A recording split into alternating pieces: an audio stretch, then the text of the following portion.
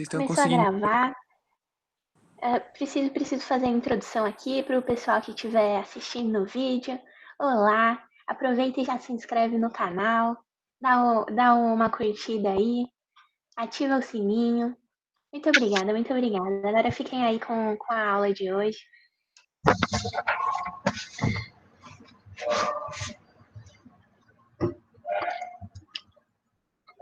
Quer começar, Ti?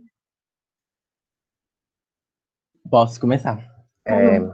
Então, pessoal, a gente vai estar revisando agora um pouquinho com vocês a primeira e a segunda aula que a Maria Andréia deu de sistema cardiovascular para vocês. Essa primeira parte eu vou fazer ela um pouco mais rápida, a gente não tem intenção de prendê-los aqui muito tempo, vocês já estão cansados. Mas então a gente vai falar hoje sobre a eletrofisiologia do coração e o acoplamento, excitação, contração lá no coração também. Então, vamos lá. Pode passar, João, por favor.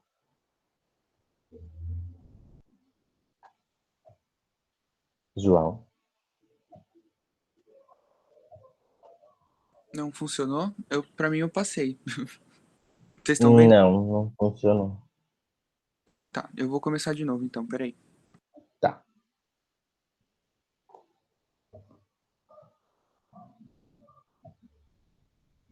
Falha técnica, gente, falha técnica. Aí acontece.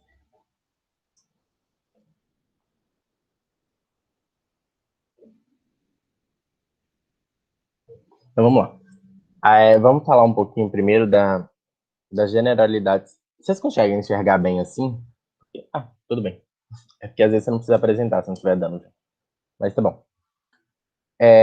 O sistema cardiovascular, a gente tem como função dele transportar materiais. Então, a gente vai ter toda essa circulação que vai transportar algumas coisas no nosso corpo. A gente vai transportar água, a gente vai manter a perfusão de oxigênio nos tecidos, vai transportar nutrientes, além de transportar o que é excretado pelas células para elas serem eliminadas, para esse excretado ser eliminado. A gente tem que o sistema cardiovascular ele é formado pelo coração, pelos vasos sanguíneos, pelos vasos linfáticos, enfim. A organização, a gente tem que o sistema cardiovascular é dividido em circulação sistêmica, ou grande circulação, e circulação pulmonar, ou pequena circulação.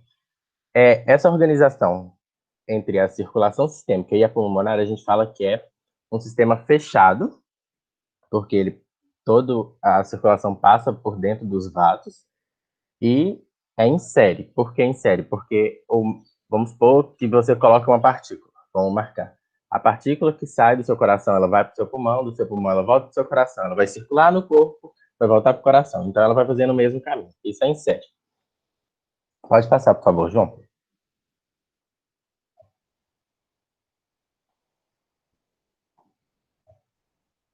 Tá. E aí, então, vamos falar um pouco do débito cardíaco. O débito cardíaco é o que a gente usa para medir o volume de sangue que sai do coração por minuto. Então, em geral, o débito cardíaco ele é cerca de 5 litros por minuto. E aí, a gente tem que a circulação sistêmica ela é dada em paralelo. Vamos entender um pouquinho melhor isso. Por que em paralelo? Se vocês olharem na imagem, a gente vê que o sangue sai da aorta e esse sangue vai ser dividido entre as partes do corpo. A gente fala que ele é em paralelo porque vamos pensar que se fosse em série, né? Se fosse igual a circulação, o que a gente tem entre a circulação sistêmica e a pulmonar. Os primeiros tecidos, os tecidos mais próximos ao coração, eles iam receber uma perfusão maior. Eles iam receber mais nutrientes, iam receber mais oxigênio. Só que, em compensação, os últimos tecidos, eles receberiam menos. Então, é importante que a gente tenha essa circulação em paralelo, pelos motivos que estão listados aí. Ó. A gente tem a melhor distribuição de O2 entre os tecidos. A gente vai ter um equilíbrio da velocidade e do volume sanguíneo que vai chegar em cada região do corpo, além da gente poder ter débitos regionais ajustáveis. Uma parte do corpo, precisando de uma perfusão maior em um dado momento, ela pode demandar essa perfusão maior e aí você vai conseguir tirar de outra área, entendeu? Pode passar, João. E aí a gente, falando um pouco do coração agora, a gente sabe que o coração ele tem um sistema próprio para gerar potenciais de ação, então ele não precisa, né, daquela inervação igual os músculos esqueléticos, que eles precisam dessa geração nervosa do sistema nervoso para gerar os potenciais de ação. Ele pode ser estimulado pelo sistema nervoso autonômico. Vocês vão estudar, não sei se já tiveram aula de regulação, mas o sistema nervoso autonômico, ele atua no coração, modulando o ritmo.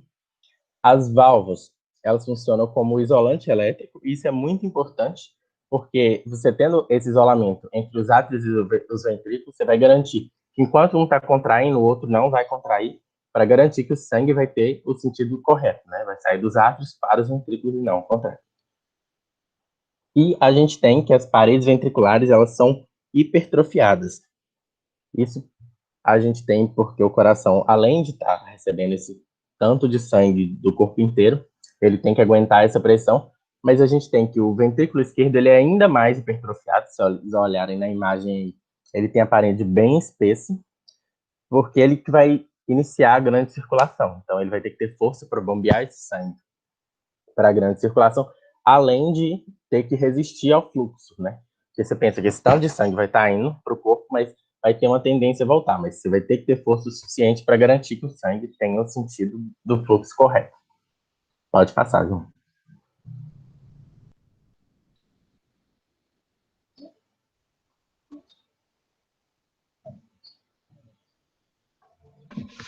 Tá, gente, agora eu vou falar um pouquinho sobre as células autoestáveis do coração. O coração, ele pode se contrair sem uma conexão com outras partes do corpo, porque o sinal para contração, ele é chamado de miogênico, ou seja, ele é originado dentro do próprio músculo cardíaco. Então, o sinal para a contração miocárdica, ele não é proveniente do sistema nervoso central, mas de células miocárdicas especializadas, que são as chamadas células autoestáveis do coração ou células marca-passo, porque elas vão determinar a frequência dos batimentos cardíacos. Também é importante vocês saberem que o átrio e o ventrículo, eles vão funcionar como um cincício funcional, porque, dada a presença das junções comunicantes, né, as ondas de despolarização, elas vão se espalhar rapidamente por todas as células dos átrios e dos ventrículos. Assim, eles vão se contrair quase que simultaneamente. E essa capacidade do coração de gerar seus próprios estímulos elétricos é denominado de automatismo ou cronotropismo. Mas fica a pergunta, né? Por que as células miocárdicas autoestáveis são capazes de gerar potencial de ação espontaneamente e as outras células do nosso corpo não? Bom, isso se deve principalmente ao fato delas possuírem um potencial de membrana instável, que é o potencial marca-passo. E esse potencial de membrana instável é esse que se inicia em menos 60 milivolts e rapidamente acende até o limiar, que é menos 40 milivolts. Assim, elas vão despolarizar e disparar o potencial de ação espontaneamente. Aí fica a pergunta também: o que vai causar a instabilidade dessas células de repouso? Bom, isso vai se dever principalmente à presença dos canais IF, né, que são ativados por hiperpolarização. Então, quando o potencial de membrana é de menos 60 milivolts, os canais IF estão abertos, e eles vão permitir o influxo de sódio para dentro da célula. À medida que o potencial de ação vai se tornando cada vez mais positivo, os canais de cálcio do tipo T se abrem, e ocorre também o influxo de cálcio para dentro da célula. Isso vai fazer com que o potencial de membrana consiga atingir o limiar, né, que é menos 40 milivolts aproximadamente. Aí, quando o limiar é atingido, os canais de cálcio dependentes de voltagem do tipo L vão se abrir, e o cálcio rapidamente vai entrar na célula. Isso vai gerar uma despolarização ainda mais rápida. E daí, no pico de potencial de membrana, que é aproximadamente 20 milivolts, os canais de cálcio se fecham e vão começar a se abrir os canais lentos de potássio, que vai promover o efluxo desse íon para dentro da célula e a consequente repolarização, até hiperpolarizar novamente e abrir os canais IF, gerando um ciclo. João, pode passar, por favor. Tá, e a condução dos estímulos elétricos do coração, dentro dele, né, é uma sequência sistemática, e isso é chamado de dromotropismo, que é essa palavra que está grifada aqui. O sinal elétrico para contração vai começar quando o nó sinoatrial disparar o potencial de ação, e a despolarização vai se propagar para as células vizinhas através das junções comunicantes, né? E... Tá, calma aí que eu tô um pouquinho nervosa. Tá, e daí, esse sinal que se inicia no nódulo sinoatrial, pela via internodal, vai conectar o nó sinoatrial ao nó atrioventricular, a partir do qual a despolarização vai prosseguir para os ventrículos. E nesse nó atrioventricular é importante porque a velocidade da condução dos sinais é diminuída nele. E isso vai permitir que tenha um atraso de condução do potencial. E aí, os átrios, quando eles acabarem de se contrair, os ventrículos vão começar a se contrair, tá?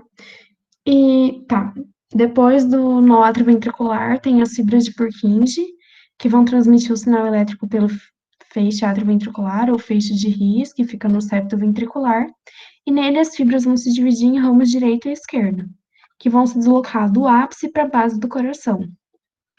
O legal também é que tem um esqueleto fibroso entre o átrio e o ventrículo, que vai impedir que os sinais elétricos passem diretamente do átrio para o ventrículo, sem ser pelo nó atrioventricular. Porque se os sinais fossem passados diretamente, os ventrículos, eles iam contrair primeiro superiormente, e daí o sangue ia ficar represado na parte inferior do coração. É isso, João.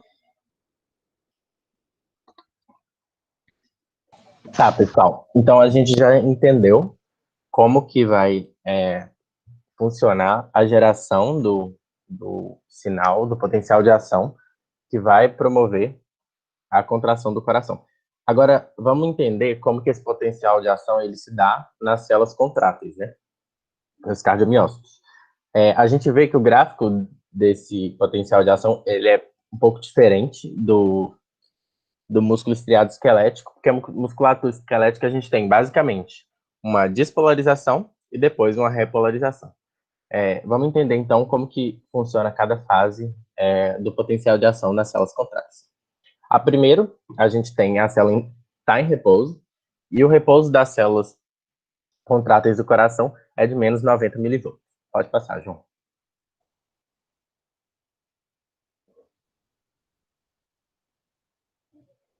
Na sequência, a gente tem aí no gráfico representado pela fase 0, que seria a fase de despolarização. O potencial de ação chegou pelas células autoexcitáveis, então a via de condução chegou nas células contráteis. Como que vai acontecer essa despolarização? Essa despolarização vai gerar com a membrana ficar um pouco mais positiva. Quando ela fica um pouco mais positiva, você vai ter abertura dos canais de sódio, independente de voltagem. E aí você vai ver, ó, está tendo uma rápida despolarização. Então ela passa do menos 90 para o mais 20, muito rápido. E quando você atinge esse limiar de mais 20, os canais de sódio se fecham. E é importante lembrar que nesse processo, na fase 0, à medida que a célula vai se tornando mais positiva, o potencial dela, você vai tendo uma abertura de canais de cálcio. São canais que são lentos para se abrir, então eles começam a se abrir agora, mas ainda não estão completamente abertos. Pode passar, João. Na sequência, a gente tem essa fase 1 aí, que seria a repolarização inicial. Ela é definida pelo fechamento completo, né, dos canais de sódio e abertura de canais de potássio. São canais rápidos, mas rápidos no sentido de que eles se abrem rapidamente. Então, na medida que eles se abrem, você vai ter um efluxo de potássio e o potássio vai sair da célula. Só que você vê que essa saída do potássio, ela gera uma pequena repolarização. E por que ela não é grande igual a do músculo cardíaco? Porque aí a gente tem essa fase do platô, que seria mais ou menos estagnar um pouco o potencial. O que acontece? Aqueles canais que de cálcio, começaram a ser abertos na fase 0, eles vão terminar de abrir, ou seja, eles vão ficar completamente abertos na fase do platô, e você vai ter a entrada de cálcio na célula. Essa entrada de cálcio vai estar compensando a saída do potássio, que tinha se iniciado, e aí você vai ter o fechamento dos canais rápidos de potássio. Por isso que você tem essa estagnação. Pode passar, João. Na sequência, a gente tem que os canais de cálcio que foram abertos, começaram a ser abertos na fase 0, concluíram a abertura na fase 2, eles vão se fechar no final do platô, e aí você vai ter a abertura completa dos canais lentos de potássio. Esses canais começaram a ser abertos antes, só que como são canais lentos, eles demoraram um pouco mais para abrir. E aí, quando você tem a abertura completa desses canais lentos de potássio, você vai ter a rápida saída do potássio da célula. Então, você vai ter uma repolarização rápida. Tá vendo que ela cai de uma vez, o potencial. E aí, você tendo isso, você vai atingir de novo o potencial do repouso, que seria o menos 90 milivolts. Pode passar, gente. E aí a gente pergunta, né, por que é importante que a célula autoestável, ela tenha esse... célula autoestável, perdão, gente. As células contráteis do coração, que ela tenha esse período de platô. Esse platô é importante para que você tenha o potencial demore para acontecer, para passar pela célula. Por que a gente tem essa demora? Ó, se olhar, ele demora cerca de 200 milissegundos para acontecer numa célula do coração, uma célula contrátil do coração. E se vocês lembrarem lá do músculo esquelético, a gente tem que eles demoram cerca de 5 milissegundos, ou seja, é muito maior o tempo. E a gente tem que esse tempo demora muito para impedir a tetania e não ocorrer somação nas células do coração. Porque se o potencial é muito rápido, você pode ter aquele processo de somação, você vai ter vários potenciais seguidos que vão se somar e gerar uma tetania. No coração você não pode, porque o coração ele tem que ter o ciclo de contração e relaxamento para conseguir encher as câmeras e esvaziar as câmeras da ordem correta que tem que acontecer, entende? Então, é muito importante que tenha esse platô para você garantir que não haja somação e o coração consiga contrair e relaxar de maneira correta para tornar o processo da circulação eficiente. É isso, João. Beleza, então, galera.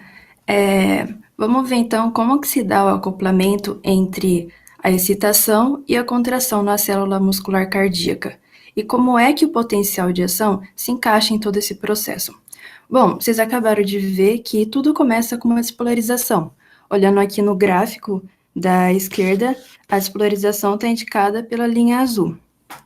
Agora, olhando na figura aqui na direita, essa onda de despolarização, ela vai se propagar ao longo da membrana e vai se dirigir para o túbulo T, onde vai ativar o canal de cálcio tipo L dependente de voltagem. Com isso, esse canal se abre e o cálcio do meio extracelular passa para dentro da célula, onde ele vai ativar o canal de rianodina tipo 2. Esse canal de rianodina tipo 2 está inserido na membrana do retículo sarcoplasmático. E quando ele abre, sendo ativado por esse cálcio que entrou na célula, ele vai permitir que o cálcio de dentro do retículo sarcoplasmático saia para o citoplasma.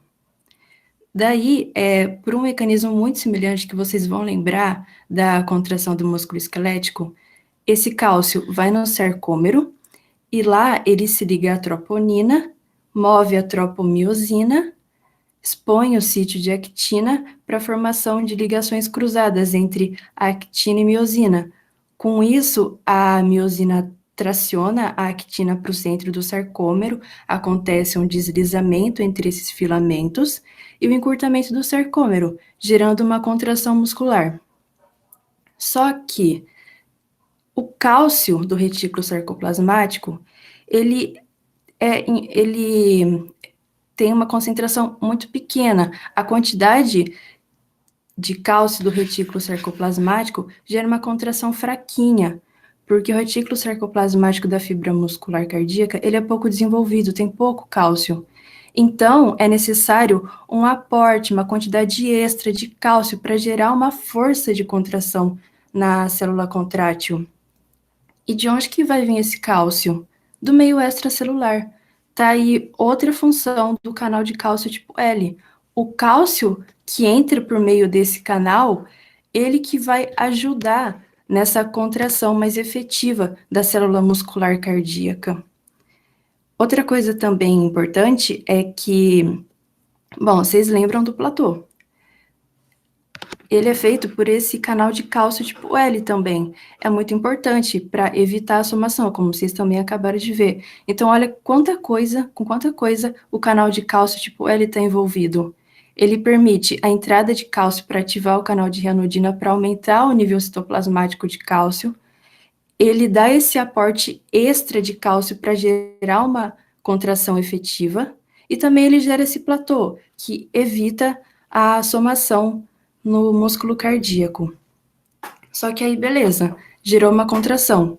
Tão importante quanto contrair é relaxar. Para relaxar, basicamente o que tem que ser feito é reduzir a concentração de cálcio do citoplasma, é tirar cálcio do citoplasma. Então, pode-se fazer isso de duas formas. A primeira delas é devolvendo cálcio para o retículo sarcoplasmático e a outra simplesmente é jogar cálcio para fora da célula. Para colocar o cálcio no retículo sarcoplasmático, é necessária a ação de uma bomba, a bomba de cálcio, a TPase. Por que a TPase? Porque a concentração de cálcio dentro do retículo sarcoplasmático é muito maior do que no citoplasma. Então, para você vencer esse gradiente, você precisa do gasto de ATP, você precisa de uma energia para isso. Aí, para jogar o cálcio para fora da célula, tem 3 canais essencialmente que eles se complementam. A primeira delas é que, até uma coisa especial da célula contrátil, é que ela tem uma bomba de cálcio ATPase também na membrana plasmática da célula, que joga o cálcio para fora da célula. Outra forma é por meio do trocador de sódio-cálcio, em que a célula joga um cálcio para fora em troca de 3 sódios que entram. Só que para manter o equilíbrio da célula, esse sódio que entrou, ele tem que sair. E ele sai por meio da bomba de sódio-potássio TPase.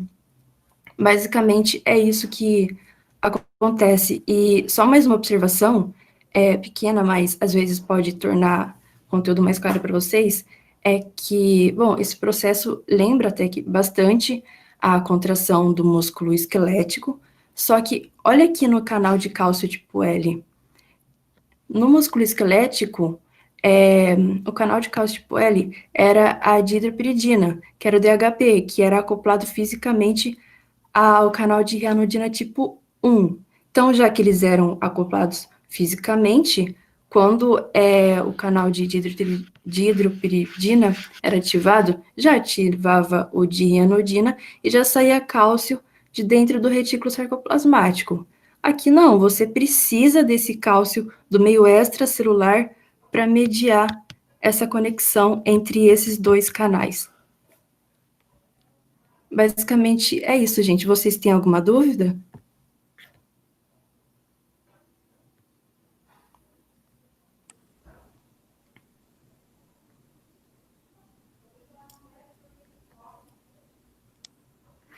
Calma, perguntaram aqui no chat.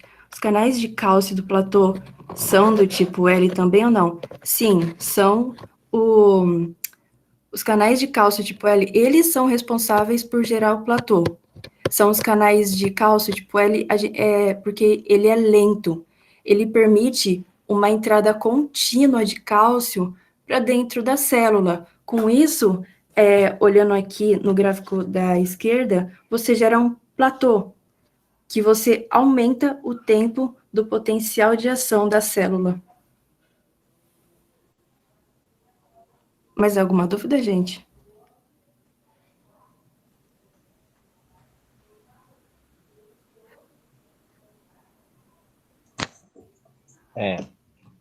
Acho que eles... o pessoal tá elogiando, hein? Obrigada, gente.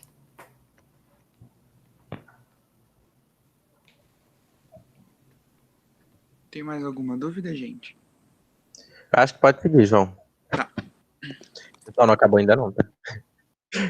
Tem mais uma partidinha, relaxa.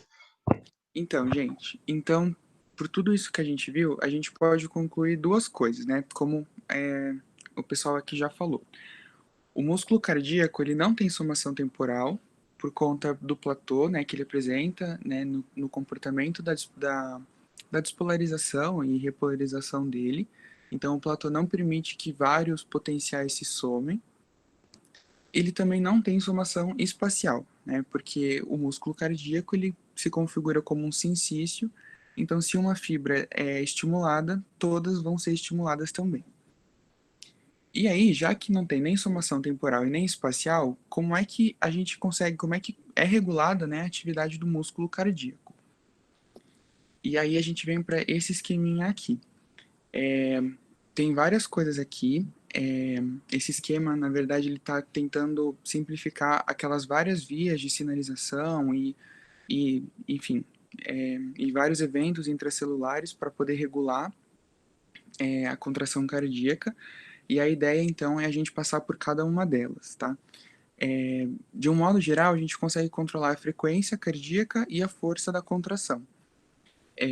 Ambos têm tantos mecanismos intrínsecos quanto extrínsecos, tá? E aí a ideia é que a gente passe, de um modo geral, por cada um deles. Isso era uma coisa que me confundia um pouco, entender onde que cada coisa acontecia e tudo mais. Então, a ideia é a gente seguir por esse esqueminha aqui, e aí ao longo ao longo da explicação a gente vai se localizando em que parte dele que a gente tá. Então, a gente vai primeiro falar do controle da frequência cardíaca, tá? Então, a gente está nessa parte aqui do esquema. Os mecanismos intrínsecos de contração da frequência são aqueles que a Sara já explicou pra gente, né? Então, a gente sabe que o coração, ele tem estruturas dele mesmo, que são estruturas que fazem com que surja um potencial de ação, né? E desencadeie todo esse potencial e conduza todo esse potencial ao longo do coração, ao longo dos átrios e dos ventrículos. E são estruturas, são estruturas que por elas mesmas delas mesmas surgem um potencial de ação. Né? Então tem lá o nó sinoatrial, que tem uma função marca-passo, o nó atrioventricular, o feixe de Rees, as fibras de Purkinje. Tudo isso já é intrínseco do coração e a gente já conversou um pouco. Então, pensando um pouco sobre os mecanismos extrínsecos agora. Os mecanismos extrínsecos, a gente tem a atuação a gente tem a atuação do sistema nervoso autônomo. Então, a divisão do simpático e do parasimpático. E é importante a gente entender onde que cada divisão do sistema nervoso autônomo vai atuar para poder ter uma modulação da frequência. Então, a gente vê aqui que o sistema nervoso simpático, ele vai atuar lá no nó atrioventricular e no nó sinoatrial e também no nó atrioventricular. E o parasimpático também, no nó sinoatrial e no nó atrioventricular, embora no nó atrioventricular seja menos, né? Seja principalmente aqui. Então, aqui a gente já consegue concluir uma coisa bastante importante. Quando a gente fala de controle da frequência do coração, por mais que a gente esteja falando de mecanismos extrínsecos, a gente tem mecanismos extrínsecos ao coração que estão atuando nessas estruturas dele próprio. Né? Então, quando a gente fala de frequência, a gente está falando dessas estruturas aqui ou de modulação dessas estruturas aqui. Então, agora vamos entender um pouco como que a divisão do simpático e do parasimpático conseguem modular essas estruturas. Então, a gente está falando, né, dos mecanismos extrínsecos. Agora a gente está aqui. Primeiro, pensando no parasimpático, né? Então, a gente tem as fibras nervosas lá do parasimpático e as terminações periféricas dessas fibras, né, que atingem lá o nó sinoatrial, elas vão secretar acetilcolina, que vai se acoplar a um receptor colinérgico muscarínico do tipo M2, lá no nó sinoatrial, e esse receptor ele é acoplado a uma proteína G, que é uma proteína G inibitória. Essa proteína, dado, né, esse acoplamento, a gente vai ter redução dos níveis de AMP cíclico no interior da célula, e a redução dos níveis de AMP cíclico inibe a abertura dos canais de cálcio do tipo T, inibe a abertura dos canais de sódio e F e abre os canais de potássio. Como resultado disso tudo aqui, a gente tem hiperpolarização da célula. Então, para ilustrar o que eu acabei de falar para vocês, a gente tem acetilcolina chegando no receptor muscarínico, né, colinérgico muscarínico, que é acoplado a uma proteína G, inibe a entrada de cálcio e promove a saída de potássio. Como consequência, né, graficamente, lembrando desse gráfico aqui, uma vez que a gente tem inibição da abertura desses canais de sódio e também dos canais de cálcio, para poder desencadear toda essa despolarização aqui, para poder atingir o meu limiar, eu vou levar muito mais tempo. E como a minha célula também está hiperpolarizando, o potencial da minha membrana vai se tornar ainda mais negativo.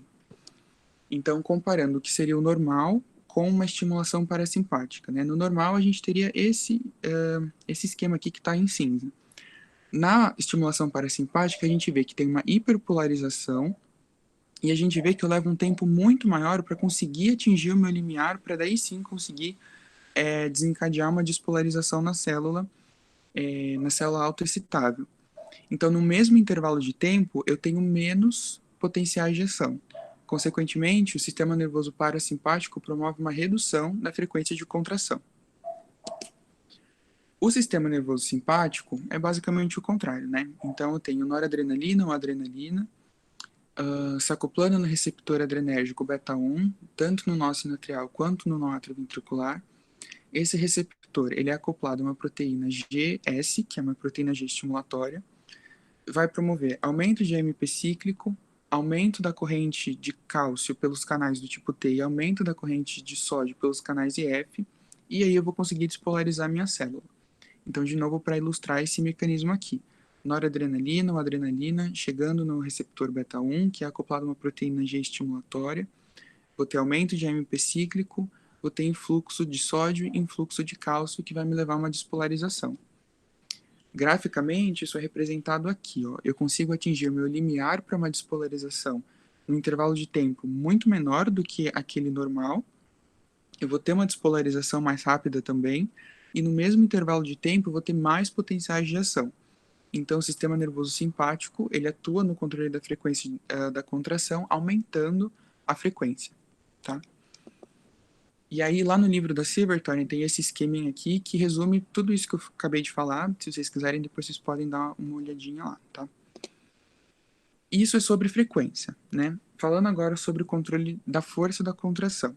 A gente vai ter, de novo, mecanismos intrínsecos e mecanismos extrínsecos, tá? Então, a gente vai falar primeiro dos intrínsecos. A gente está aqui no nosso esqueminha. O primeiro deles é a disponibilidade de cálcio. A gente viu desde o locomotor como que o cálcio ele é importante para desencadear todo um mecanismo de contração, né, lá nos filamentos contráteis e tudo mais, desencadear todo aquele mecanismo para poder ter contração. Então, tudo que for interferir na quantidade de cálcio que eu tenho na minha célula cardíaca, né, muscular, tudo que for interferir nessa quantidade de cálcio vai interferir na minha força de contração. Por quê? Porque se eu tenho mais cálcio, eu vou ter mais cálcio chegando lá nos miofilamentos, lá nos filamentos contráteis. Então, mais cálcio vai se acoplar lá, né, por todo aquele mecanismo que a gente já viu. E aí eu vou conseguir desenvolver, eu vou conseguir recrutar mais filamentos contráteis e eu vou conseguir desenvolver uma contração mais forte. Então, todos esses mecanismos aqui podem influenciar na disponibilidade de cálcio e, consequentemente, na força de contração. Então, a quantidade de cálcio que entra aqui na célula muscular cardíaca, a quantidade de cálcio que é acoplada aqui no receptor de ranitidina, a atividade da bomba da bomba de cálcio aqui no retículo sarcoplasmático, a atividade do trocador sódio-cálcio, outros componentes da célula que recrutam cálcio e desviam ele aqui da contração, as próprias mitocôndrias também necessitam de cálcio. Então, tudo que for interferir na minha concentração de cálcio no interior da célula interfere na força de contração. Mas quanto mais cálcio eu tiver, mais forte vai ser minha contração. Um outro mecanismo intrínseco é com relação ao tamanho inicial do sarcômero, que é uma coisa que a gente já viu também mais ou menos em locomotor. E para explicar isso, a gente tem o mecanismo de Frank-Starling, que é a mesma coisa da lei do coração de Starling, que é a mesma coisa da lei de Frank-Starling. Essa lei diz o seguinte: a força desenvolvida por uma câmara cardíaca durante a contração é diretamente proporcional ao grau de estiramento que as fibras do músculo cardíaco são submetidas no período imediatamente anterior à contração. Para traduzir tudo isso daqui, eu gosto de pensar, gosto de imaginar o que está acontecendo. Então, eu gosto de pensar sangue chegando no coração e aí o coração bombeando a partir disso. Então, a gente imaginando que tem sangue chegando no coração, a gente vai ter um enchimento cardíaco, E, de acordo com a quantidade de sangue que chega no coração, o coração vai precisar desenvolver uma força que seja proporcional e proporcional a essa quantidade que chegou para poder bombear todo esse sangue que está chegando nele. Né? Então, eu preciso de uma força adequada para bombear essa quantidade. Então, quanto mais o miocárdio for distendido, porque eu estou enchendo o coração de sangue, maior vai ser a minha força de contração e maior vai ser o volume de sangue bombeado. Então, é tudo diretamente proporcional. Se eu tenho mais sangue, eu vou ter mais estiramento. Se eu tenho mais estiramento, eu vou ter uma força de contração maior. Graficamente, isso está representado aqui, ó. Conforme eu tenho enchimento, eu tenho estiramento, e conforme o estiramento aumenta, a minha força de contração também aumenta. Claro que isso aqui tem um limite, né? A gente vê que até certo ponto, se eu aumento muito, eu não vou ter uma diferença muito grande de força, e se eu passo disso daqui, esse gráfico cai, né? Porque a gente já viu também lá desde o locomotor que se eu estico muito, se eu tenho um estiramento muito grande, eu não consigo ter contração na realidade, né? Mas está representado aqui nesse gráfico. Aqui também está representado, né? Então, daqui para cá, desse ponto para esse ponto, a gente vê que teve um aumento do volume diastólico final, que nada mais é do que a quantidade de sangue que está chegando no coração ao fim da diástole antes da sístole, né? Então, a quantidade de coração que o sangue recebeu antes de iniciar sua contração. Então, a gente vê que em determinado volume eu tenho um certo distanciamento, eu tenho uma certa configuração do meu sarcômero, e num volume maior eu tenho um distanciamento maior que é adequado a esse volume, né? E é isso que esse gráfico está representando. Uma outra explicação para isso, né? Na verdade é o fenômeno que acontece quando eu tenho estiramento do miocárdio. Os meus filamentos contráteis eles se aproximam, né? Então, dado o estiramento, a gente tem os filamentos mais próximos. Então, imagina que eu tenho tipo uma corda aqui, outra corda aqui, e eu estico as duas. Os filamentos ficam mais próximos, né? Isso porque, né, imagina que o coração enchendo de sangue, eu representei só esse lado, mas na verdade o coração como um todo, dado o enchimento dele, né, eu vou ter toda essa musculatura sendo estirada. E por conta disso, eu vou ter aproximação desses filamentos. Por que isso é importante? Porque quando os filamentos estão mais próximos, eu consigo desencadear todo aquele mecanismo de catraca aqui, de formação de ponte cruzada e de catraca, para ter a contração de um jeito mais efetivo, de um jeito mais forte. Então, para resumir tudo isso que eu falei aqui para vocês, o estiramento dos sarcômeros vai promover um distanciamento ideal entre os filamentos contráteis, para poder ter uma força de contração adequada a esse estiramento, e a aproximação dos filamentos contráteis, também por conta do estiramento, configura a formação de pontes cruzadas mais fortes, tá? Esses são os mecanismos intrínsecos. Agora vamos aqui para esse lado, os mecanismos extrínsecos. De novo, a gente vai ter papel lá do sistema nervoso autônomo, né? Então vamos pensar primeiro no sistema nervoso simpático. Então, de novo, noradrenalina ou adrenalina chegando no receptor beta-1, que nessa vez está na célula muscular cardíaca. Quando a gente fala de força de contração, a gente está falando do músculo em si, não das células autoexcitáveis, diferente da frequência da contração. Então, esse receptor está na célula muscular, ele é acoplado a uma proteína G estimulatória, aumenta o MP cíclico e resulta em todos esses fenômenos aqui que eu vou explicar para vocês por esse esquema. Então, aqui a gente tem noradrenalina ou adrenalina, né? Aqui, na verdade, está norepinefrina ou epinefrina, que é a mesma coisa, sendo acoplado no receptor beta-1, que é acoplado a uma proteína G. Muito bem. Dada essa proteína G, aqui a gente vai ter formação de MP cíclico e tal, que vai ativar a proteína PKA, né? A PKA vai fosforilar o canal de cálcio, que esse aqui é o canal de cálcio do tipo L, então vai fosforilar esse canal, que vai promover, possibilitando, né, o influxo de cálcio para dentro da célula. Esse cálcio vai se direcionar lá aos filamentos contráteis e também vai se acoplar ao receptor aqui de gianodina, no retículo sarcoplasmático, também promovendo a liberação de cálcio. Isso tudo vai garantir que eu tenha a minha contração. Ao mesmo tempo, eu tenho a fosforilação da fosfolambano, né, também pela PKA. A fosfolambano é essa proteína aqui, que está presente também no retículo sarcoplasmático, e ela é acoplada à bomba de cálcio. Quando ela está acoplada à bomba de cálcio, ela está inibindo essa bomba aqui.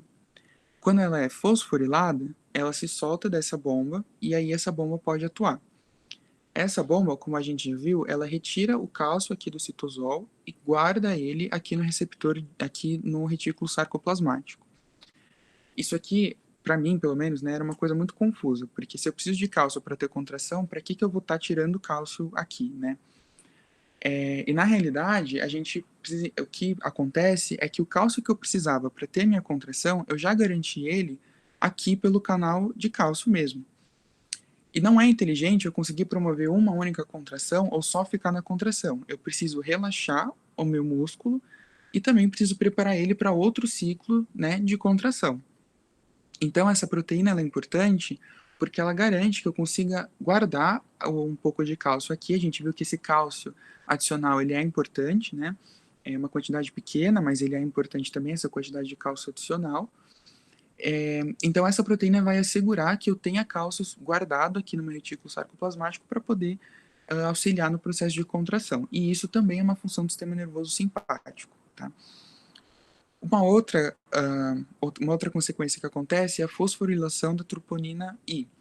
A gente sabe que a troponina C é a troponina, né, que liga lá enfim, que vai promover todo aquele mecanismo de interação para ocorrer a contração, mas uma vez que a troponina I está fosforilada, a afinidade dela pela troponina C aumenta.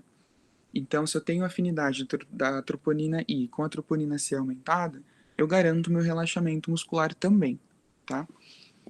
Aqui é um outro esquema para ilustrar aqui isso que eu acabei de falar para vocês, mas de um outro jeito que acho que fica talvez mais ilustrativo.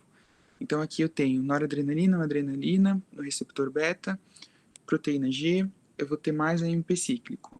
Aqui só mostra que o AMP cíclico ele é importante para outras vias intracelulares, enfim, para ter o suporte metabólico necessário para que tudo isso aqui aconteça. Mas isso aqui não é muito importante para a gente. O que interessa saber é que o AMP cíclico fosforila os canais de cálcio tipo L, eu vou ter um influxo de cálcio, esse cálcio lá no retículo sarcoplasmático vai se acoplar lá à rianodina, né, e tudo mais. Eu vou ter um aumento da concentração de cálcio. Esse aumento da concentração de cálcio lá nos miofilamentos, lá nos filamentos contráteis, vai garantir que eu tenha cálcio suficiente para poder se acoplar lá nos miofilamentos, né, e desencadear toda a contração, então todo aquele processo de hidrólise, de ATP e tudo mais. Então, como eu vou ter muito cálcio, eu vou conseguir fazer isso aqui de um jeito muito, muito rápido, portanto, eu aumento a velocidade de contração. Como eu também vou ter muito cálcio, eu vou conseguir recrutar muito filamento contrátil, então eu vou aumentar a minha força de contração. E, ao mesmo tempo, o aumento do cálcio promove aumento da velocidade do relaxamento via a fosfolambano lá, né, via a proteína, via a bomba de cálcio, né, que ela se torna ativa pela fosforilação da fosfolambano e pela fosforilação da troponina I.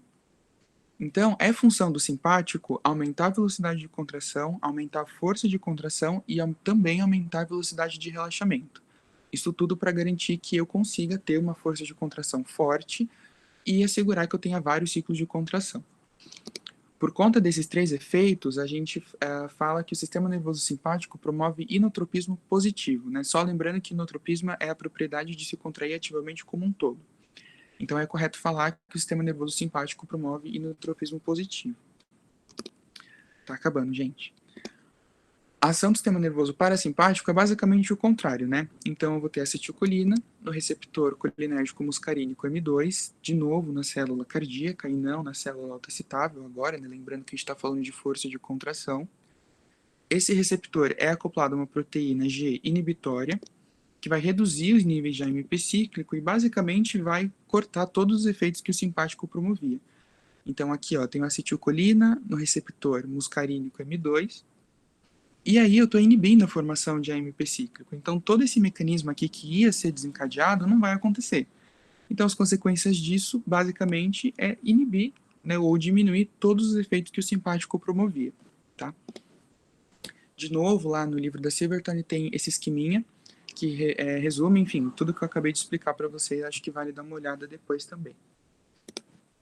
Para finalizar, a gente tem um último mecanismo extrínseco para controle da força de contração. que é via hormônio circulante.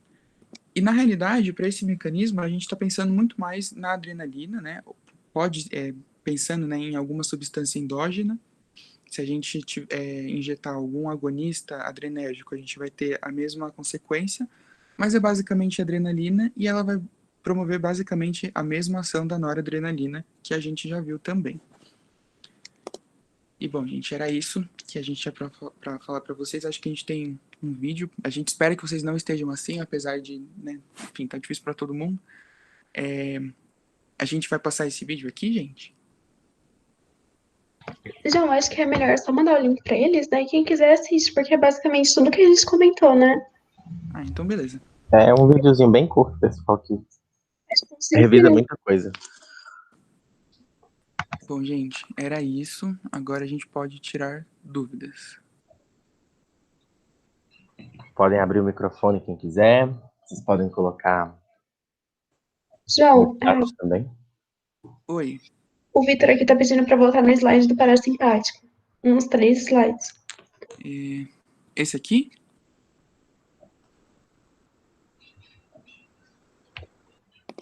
É nesse ou no É parasimpático? esse, ele falou que é esse. Você consegue ler a pergunta para mim, Sá? Ele não perguntou nada, ele só falou pra voltar. Tem alguma pergunta? Tem pergunta. O Guilherme perguntou para falar da diferença da GS e da GI. As proteínas que são Tá, associadas a GI ao M2 e a GS ao beta. Então, você fala, João? falo. Então, a diferença dessas proteínas é que basicamente a GI é inibitória e a GS é estimulatória. Por que a GI é inibitória, né? Porque ela inibe a formação de AMP cíclico. Então tem toda uma via aqui, via proteína G, que vai induzir a formação de AMP cíclico, tá? Essa via aqui, para esse momento, não é muito importante. Se não me engano, vocês reveem isso aqui com mais detalhe em endócrino, mas basicamente é isso. Ela inibe a formação de AMP cíclico. Enquanto que a proteína G estimulatória, ela promove a formação do AMP cíclico, né? Por isso que tem essas diferenças. Basicamente é isso, é uma explicação assim, eu sei que foi meio simples, mas é mais um detalhe mesmo, e por enquanto é mais nisso que vocês precisam se atentar.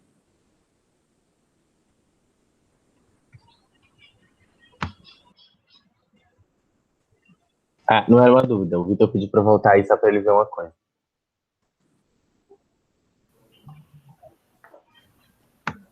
Mais alguém, pessoal? A gente entende, vocês estão cansados. A gente vai dar uns 2 minutinhos para chegar, mas a gente também atende vocês pelo WhatsApp, né? Tanto no grupo quanto pessoas que preferem procurar os monitores no privado. Tudo bem?